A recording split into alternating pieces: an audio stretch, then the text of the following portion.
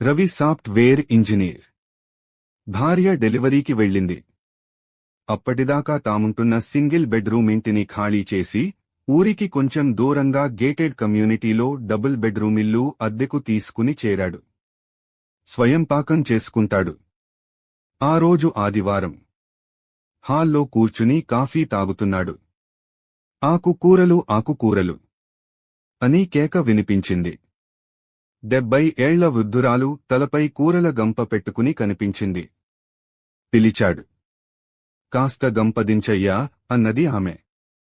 పాలకూర కట్ట ఎంత అడిగాడు. 10 రూపాయలకు 3 చెప్పింది అవ్వ. మరీ అన్యాయం. బయట 5 ఇస్తున్నారు అన్నాడు చిరుకోపంగా. 4 తీసుకో నాయన. కట్టలు తీసింది అవ్వ. 10 రూపాయలు ఇచ్చాడు. గంప కాస్త పట్టయ్యా అన్నది అవ్వ గంపను తన వైపు ఎత్తి పట్టుకుని. గంపను పైకి లేపుతూ 2 కట్టలు పాలకూర తీసి ఇంట్లోకి విసిరాడు రవి. అమ్మయ్య 10 రూపాయలకు 6 కట్టలు వచ్చాయి అనుకున్నాడు ఒకంత సంతోషంగా. అవ్వ వెళ్ళిపోయింది. ఎంత ఆశో ఈ ముసలిదానికి. ఇవాడో రేపో చావబోతుంది. ఇంకా డబ్బు మూటలు కడుతున్నది. ముసిముసిగా నవ్వుకున్నాడు.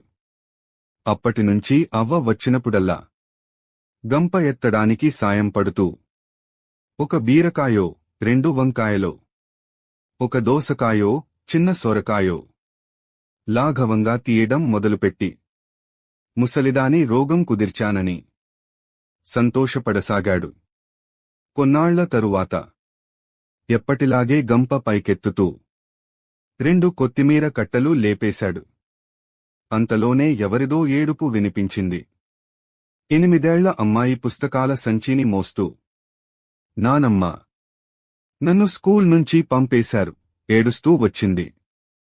అవ్వ కంగారుగా, అయ్యో నా బిడ్డ, బాబూ, కాస్త గంప కిందికి దించునాయనా అన్నది రవితో. ఏడవకమ్మా, నేనొచ్చి చెబుతాలే. రేపు ఫీజు కడతాలే. నా తల్లే, ఇంటికి పోదాం పద అన్నది పిల్లను వాటేసుకుని. ధారాపాతంగా నీరు స్రవిస్తున్న ఆ చిన్నారి నయనాలను తుడుస్తూ. రవికి అర్థం కాలేదు. ఎవరీ పిల్ల అని అడిగాడు అవ్వను. నా మనవరాలు బాబూ. ఆడపిల్ల పుట్టిందని. అల్లుడు నా కూతురును వదిలేసి వెళ్ళిపోయాడు. చుట్టుపక్కలవారు సూటిపోటి మాటలు అంటుంటే తట్టుకోలేక నా కూతురు పురుగుల మందు మింగి చచ్చిపోయింది. మా ఆయన 3 ఏళ్ల బట్టి పక్షవాతం వచ్చి మంచం మీదున్నాడు. ఈ నలుసును సాకడానికి చిల్లిగవ్వలేదు. ఎప్పుడూ బయటకు వచ్చి ఎరగని నేను రోజూ తెల్లారుజామునే లేచి పొలాలకెళ్ళి 20 కిలోల కూరలు అరువు మీద తీసుకుని కూరలు మోస్తూ ఇల్లిల్లూ తిరుగుతూ అమ్ముకుంటూ పేసపేసా కూడబెట్టి దీన్ని చదివిస్తున్నా. మొన్న ఫీజు కట్టడానికి వెళ్తే 1000 రూపాయలు పెరిగిందని చెప్పారు.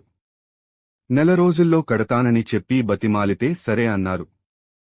ఈ రోజు చూడు బాబూ, పసిపిల్ల అనే కనికరం కూడా లేకుండా బయటకి పంపించారు అన్నది కళ్ళు తుడుచుకుంటూ.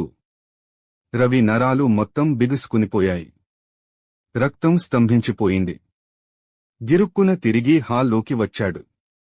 అతని హృదయం ఆకాశం చిల్లులు పడేలా ఏడుస్తున్నది. మనసంతా ఉష్ణ జలపాతం అయింది. ఎంత నిగ్రహించుకున్నా కళ్ళు ధారలు కట్టాయి.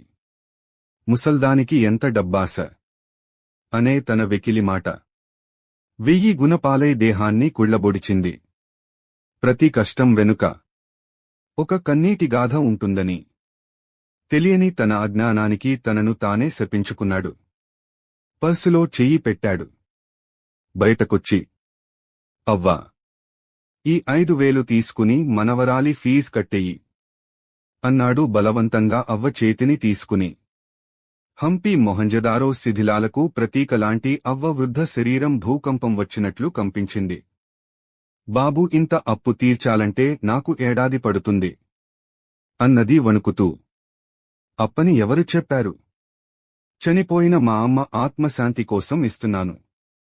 ఇప్పుడే కాదు, నీ మనవరాలి చదువు అయ్యేంతవరకు నేనే ఫీజు కడతాను.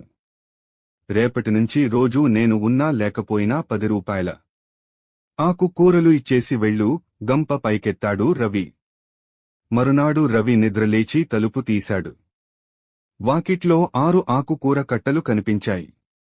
నేను బాగుండాలి అనుకోవడం స్వార్థం.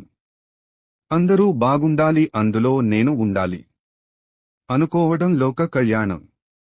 సాధనాత్ సాధ్యతే సర్వం.